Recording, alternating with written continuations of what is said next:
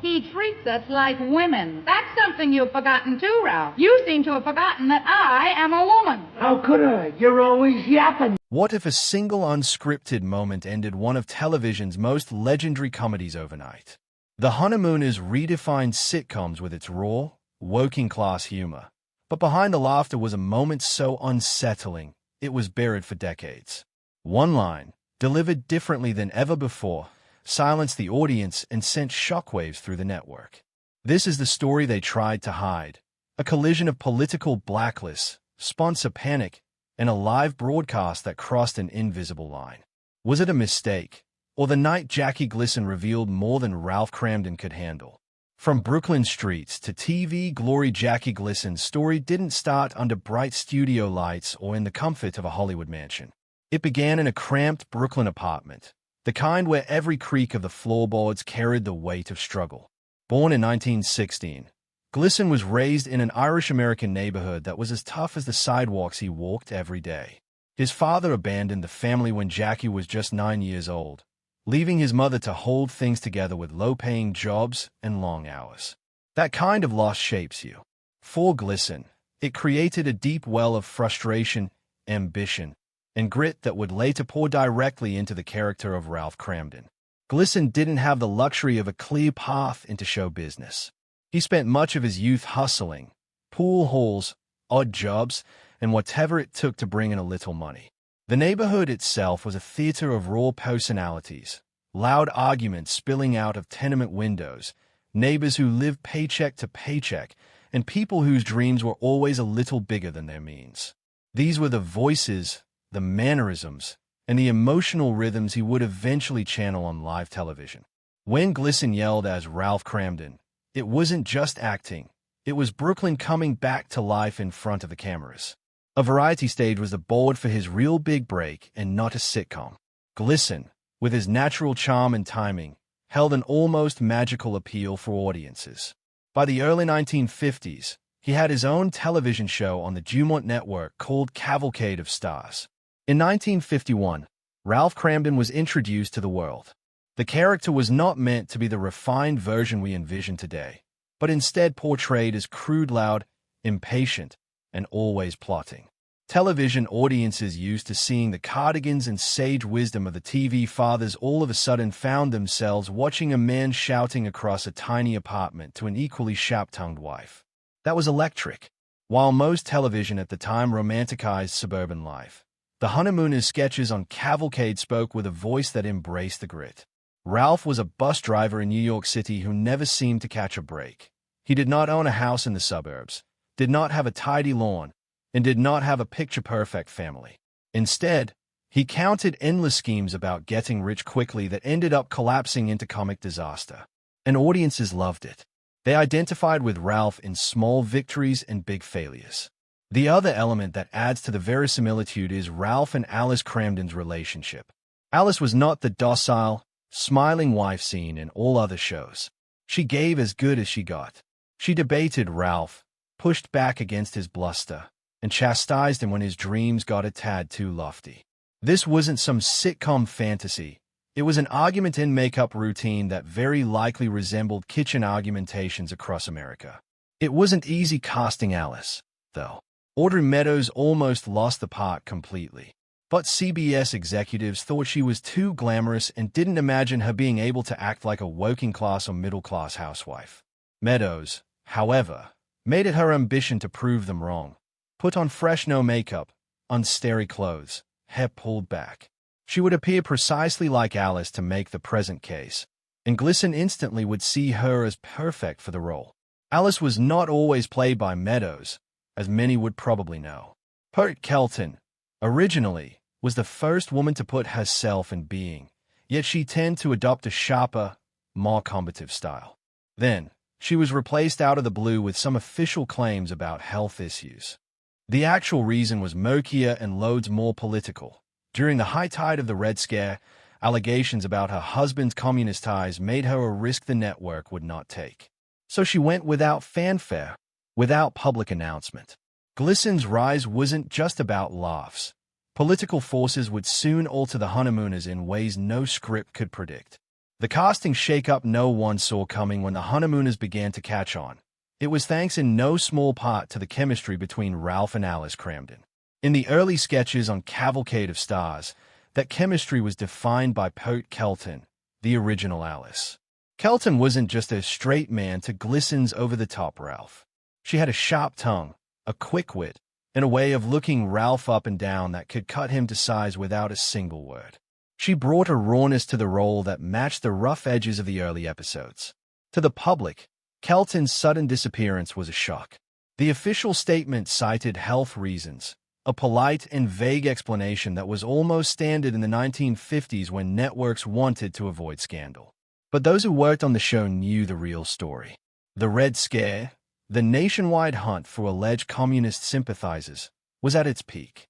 Entertainment was one of the industries hit hardest by the so-called blacklist. Studios, networks, and advertisers didn't just avoid hiring suspected communists. They distanced themselves from anyone even loosely connected to the accused. He was being investigated for possible ties to communist elements. In that atmosphere of fear and suspicion that hovered over both Hollywood and New York television, it had become untouchable. She was never formally charged.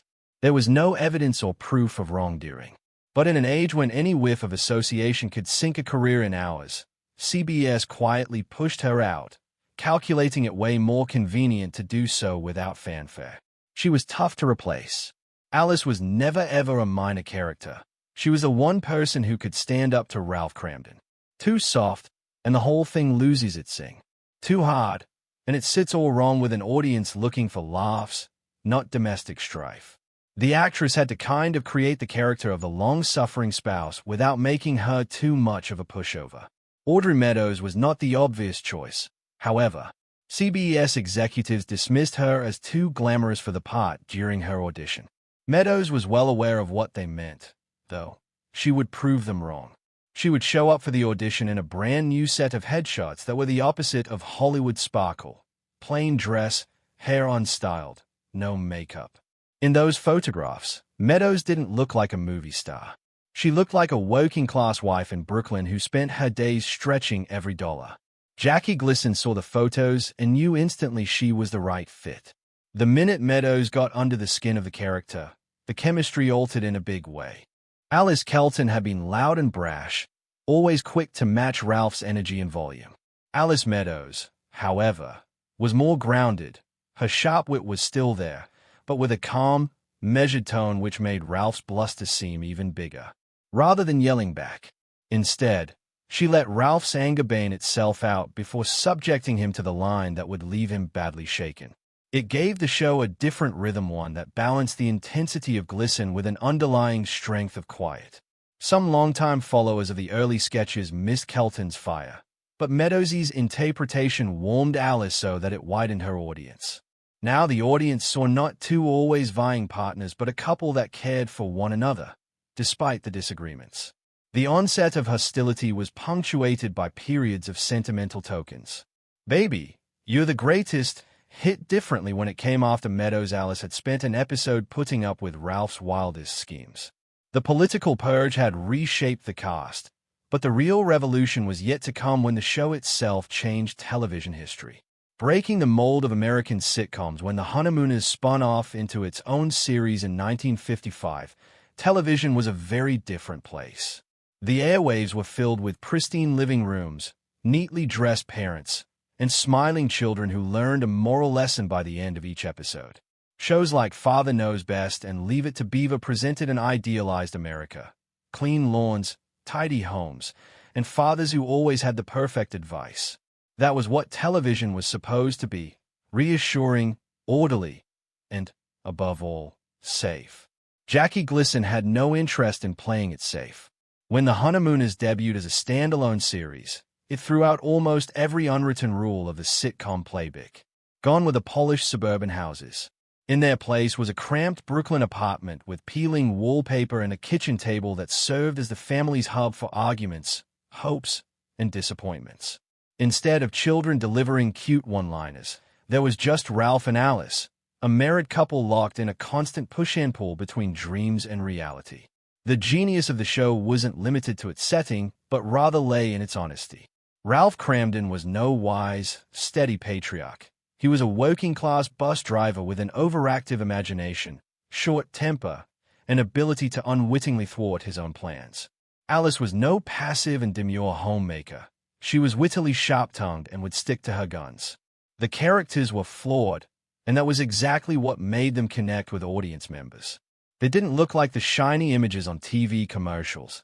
They looked like the people watching from their living rooms. Yet the format was what distinguished the Honeymooners. Each episode stood alone, a full-blown story with its own emotional arc. There was no need to follow an ongoing plot. The viewer could tune in on any given week and immediately grasp the lay of the land. It was here, however, that a brilliant layer of complexity lay. Ralph's exclamations, "To the moon, Alice," and "Baby, you're the greatest," became instantaneous cultural catchphrases, finding their way into workplaces, dining rooms, and even the odd political speech. The unique rhythm of the show was Glisson's stage history. He treated every episode like a one-act play, live and unrehearsed. Tight dialogue, fast pacing, and the immediacy of stakes, even the smallest domestic quarrels, felt real. There was no laugh track sweetening the punchlines. The studio audience laughed simply because the comedy was genuinely sharp and the tension felt real. That kind of authenticity was dangerous back in the 1950s, but it worked. In deviating from television idealism, the Honeymooners ushered in a different form of storytelling. Perhaps there wouldn't have been shows like All in the Family, Roseanne, or The Simpsons without this seminal work. Ralph Cramden provided the rough drafts for the rants of Archie Bunker, the kitchen table battles of the Connors, and the flawed but lovable exploits of Homer Simpson. It opened the door to a willingness to have a character be both unlikable and very human. There were also uncomfortable parallels for audiences. Ralph and Alice yelled at each other loudly and often demonstrating that beneath the sarcasm and the yelling, there was warmth. "Baby, you're the greatest," was more than a punchline. It reminded everyone that love was capable of surviving even the dumbest fights. That sort of honesty gave the series legs. The convice of truth was that breaking the mold was risky. If audiences had a real-life situation they suspected, they could suddenly begin to turn. While the format was winning fans, one live moment would soon turn that realism into a national controversy. The night the audience went silent, it happened on a night no one expected. A night that should have been just another episode in a dependable run of live television. The date was October 1956, and the episode was titled The Deciding Vote. On the surface, it was pure Honeymooners territory. Ralph Cramden, convinced that his single vote could swing a local election, winds up tangled in misunderstandings, self-importance, and inevitable humiliation. The script was clever, the premise relatable, and the live audience was ready for laughs. For most of the episode, things went as planned. Glisson was in his element, larger than life, quick with improvisations, and feeding off the energy of the room. But then came a moment that would change everything. During a heated exchange between Ralph and Alice, Glisson delivered his trademark bang, zoom, straight to the moon line. It was a phrase the audience had heard countless times before, a comic threat that had become a running joke. Only this time, it didn't sound like a joke. Nothing's different from delivery. Glisson's tone, sharper, colder. His body language drew closer. The space with Audrey Meadows seemed shrunk. His voice dropped into a register devoid of its usual comedic exaggeration. The punchline sank with a thud. No chuckles, no applause, silence. The silence weighed heavily in the studio air, with crew members backstage saying later that they froze in the midst of tasks. For the first time, Ralph Cramden looked not like a lovable blowhard but dangerous. Not too different from reading the same way on a sitcom shot on multiple takes, with laughter recorded. But it was all happening on live TV. Every twitch, every pause, every unplanned emphasis played back in real time to millions of living rooms. Growing up in a pretty much taboo condition about domestic violence on TV, and, certainly, with no hint of realism in that focus, that moment felt disturbingly raw. The critics who had earlier lauded the content of the show for its honesty have now termed this scene too real. Consequently, Letters started coming in at CBS not for praise but concern. Behind the scenes, there was already unrest in the network. The ratings, while good, were slipping a bit. Sponsors were complaining about the raspy tone of the show, and live broadcasts were becoming increasingly risky as an unpredictable glisten became harder to control. The Moon line had always been incendiary, stepping this edge either toward fun or threat, but this time it decidedly tipped. Not that the audience adroitly withheld its laughter, but somewhere there was doubt lurking in their mind. Was this really funny? Reportedly, Audrey Meadows had already expressed her discomfort with Ralph's anger in a few instances in the past. She was not afraid of glisten. Rather, she understood how easy it was for a moment to go awry for an audience expecting harmless fun. On this night, she was justified. The line moved from funny to somewhat eerie in split seconds. In television, perception is everything. Nothing happened on the outside in the public view. But on the inside, the fallout was rather quick. Seeing the winds of change blow and fearing possible backlash from advertisers, the CBS executives began urgent meetings in private. One particularly important sponsor threatened to withdraw its support of the show if the edgier moments were not toned down. That was enough to make it a clear decision. No press release, no scandal, just a whispered end to the original 39 episodes of The Honeymooners. Behind the scenes, tensions boiled, and soon the show's end would come faster than anyone expected. The abrupt end and private fallout, the end came without warning. No farewell episode, no announcement to prepare the millions of loyal viewers who tuned in each week. One week, The Honeymooners was there. The next week it was gone. To the public, it was a mystery. To Jackie Gleason and those inside the studio, it was a decision born from pressure, nerves, and the unforgiving economics of television in the 1950s. For Gleason, the cancellation was more than a professional setback. Ralph Cramden wasn't just another character in his career. He was a piece of himself, pulled from the streets of Brooklyn, shaped by years of struggle, and brought to life through the rhythms of live performance. To lose the show was to lose the one platform where he could fully inhabit that creation. Friends later said he took it personally, as if someone had told him his life's work wasn't good enough. Officially, CBS kept quiet. There was no public mention of the tense boardroom meetings, the complaints from advertisers, or the chilling effect of that too-real moment in the deciding vote. But the writing had been on the wall even before that night. Ratings, while still respectable, had dipped slightly.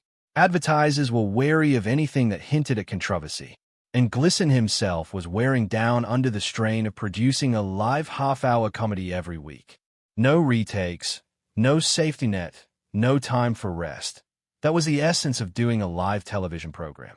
Gleason put the cast through, consisting of at least 2 or 3 rehearsals a week, and kept pushing everyone toward perfection. But this was a grind and a ton of work. Every Friday night was live, and every Friday night meant 60 million people could either witness the cast's talent and brilliance or be there to see the stars apologize for their failures. As much as Gleason cherished the adrenaline rush of live TV, it also took its toll on him. He was famous for going out late at night, heavy drinking, and living a lifestyle that wasn't exactly the best for sustaining his body under such a grueling schedule. So far, Gleason had not been ready to take Ralph and Alice out to pasture. In a highly unusual move for the period, he secretly bought back the rights to The Honeymooners from CBS, an intelligent move that would put him in complete control of the characters and their destiny.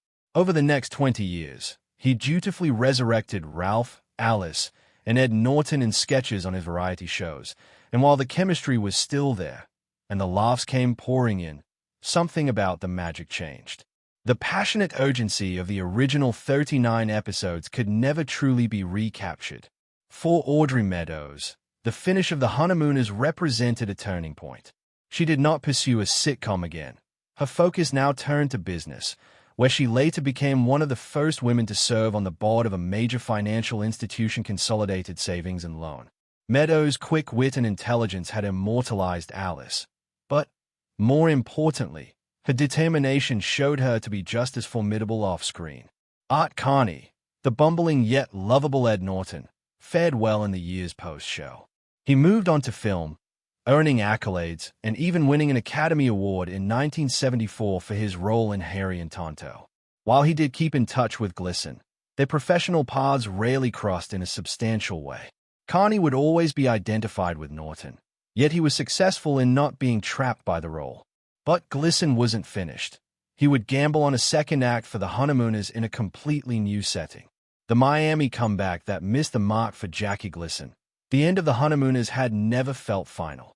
Ralph Cramden still lived in his bones, and the chemistry of Ralph, Alice, and Ed Norton was too strong to abandon forever. By the mid-1960s, Glisson saw an opportunity to bring them back, but this time, on his own terms. The revival wouldn't be a carbon copy of the original 39 episodes. It would be part of the Jackie Glisson Show, a variety program filmed not in New York but in sunny Miami, Florida. The move to Miami wasn't just about a change of scenery. It was a calculated decision driven by both creative freedom and financial incentives. Florida was offering tax breaks to productions, and CBS sweetened the deal by giving Glisson full creative control. No more battles with executives over tone. No more sponsor ultimatums. In theory, Glisson had everything he needed to recreate the magic of the Honeymooners without interference. But the Miami version was a different animal. For one, the format shifted dramatically. The original Honeymooners episodes were tight half-hour installments, compact stories with fast pacing, no filler, and the raw energy of live performance.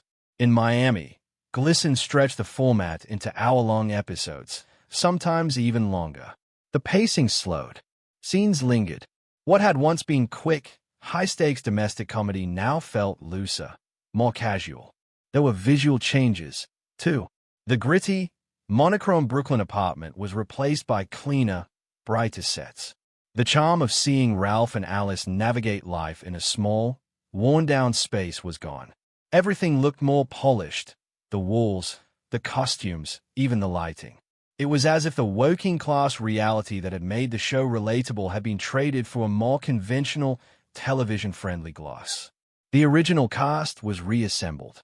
Glisson played Ralph, Meadows played Alice, and Art Carney played Norton, but the chemistry had changed. The years had passed, and by the 1960s, Glisson was older, heavier, and had much slower feet. The explosive bursts that had been Ralph's fury were becoming rather rare. He seemed to have opted for a more calm, measured delivery. Norton was the same lovable goof to Carney, but their banter with Glisson had lost snap. Still, Meadows' grounding force could not quite reignite the spark. There were moments of brilliance in certain Miami episodes, a timing-perfect exchange, a clever wink at the past glory days. More often, though, the mirth felt thin. The longer running time itself seemed to dilute the blow of the punchlines. The rapid-fire setups became increasingly saggy with extended dialogue that simply didn't work anymore. Part of the problem was watching live television, losing that dash of excitement, at least for that area. The original gang Honeymooners, live for a paying audience, had the impossible only happened before that audience and, through flubs and improvisations, that magic. But the Miami version was taped for the benefit of retakes and editing, thereby rendering it into some kind of control, giving away spontaneity. There simply wasn't the jitter in which audiences used to lean forward into their seats in anticipation. Rendered more cosmetic than the original Honeymooners, it really was very different from the source. In the end, Glisson, ever the perfectionist, tried introducing new stories, experimenting with music, and even invited guest stars. But it turned out all those changes simply proved the distance the show had traveled from its original incarnation. They ran longer on extravaganza but shorter on heart in the reunion episodes as compared to the HB show. Without the focus on being tight around Ralph, Alice, and Norton's middle-class struggles, Miami simply had trouble hitting the same response.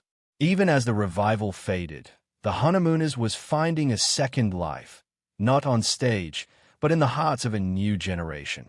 From controversy to cultural icon by the time the Miami revival faded, it might have seemed that the Honeymooners was destined to remain a fond but distant memory. The original run had lasted just 39 episodes. The Miami version couldn't capture the old spark, and newest sitcoms were dominating prime time. Yet what happened next was something even Jackie Gleason himself couldn't have fully predicted. The Honeymooners began its slow, steady climb from a short-lived show to a cultural monument. The transformation started quietly in reruns. Local stations picked up the original episodes, filling daytime and late-night slots with the Cramden's black-and-white banter. Without the pressure of weekly ratings, the show was free to be rediscovered on its own terms. Viewers who had missed it during its first run now found themselves laughing along. And younger audiences, too young to remember the 1950s, were meeting Ralph, Alice, and Norton for the first time. By the late 1960s and early 1970s, reruns had turned those 39 episodes into something far bigger than they'd been during their original broadcast. The very qualities that once made the show risky, the working-class setting, the sharp marital arguments, the flawed characters, now felt fresh compared to the increasingly polished sitcoms of the era. What had been controversial in 1955 was, by then, part of television's charm. The infamous bang, zoom, line, once at the center of the show's most uncomfortable moment, became a piece of Americana, quoted, parodied, and referenced everywhere from cartoons to political speeches. Context had shifted. By the 1970s, the line was seen less as a threat and more as an emblem of old-school TV humor, a relic from a time when sitcoms were performed like stage plays. Critics have examined the vocal series as it progressed through television. They call to attention how it served as something of a pathfinder that, going forward, would inform and distinguish character comedy.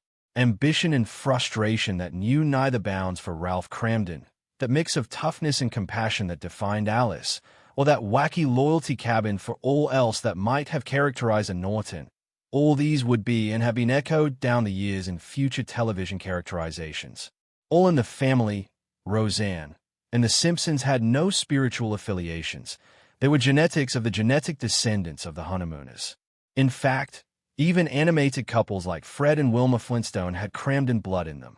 What makes it enduring and great are the realities. They didn't live in that fairy tale suburb. They had a tiny apartment. They didn't find wonderful little problems, tidy knots of problems. They met with real door problems, such as a lack of money, faces of dreams coming to a halt, and the thick line of wanting more and having to make do. Realism that was shocking in the 50s became a quality hallmark of sitcoms in the subsequent decades. The Honeymooners were not just a show that became a touchstone. Lines from the series became part of American slang. Episodes were studied by aspirants for comedians and actors while drilling timing, delivery, and character work into their heads. The cheap and simple production of a couple of characters and one main set stood out as proof that a great television show did not necessarily require an elaborate plot or expensive locations to sustain its greatness. What it did need was honest writing, sincerity in acting, and emotional truthfulness. In 1985, on the 30th anniversary of the show, special retrospectives, interviews with surviving cast members, and celebrations continued.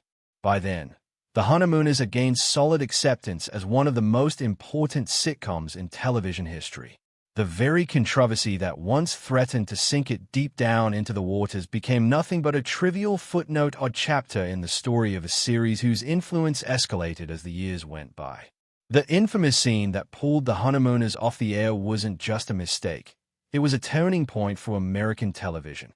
If you enjoyed uncovering the truth behind this iconic show, like, share, and subscribe. And click the next video for more stories Hollywood tried to keep in the vault.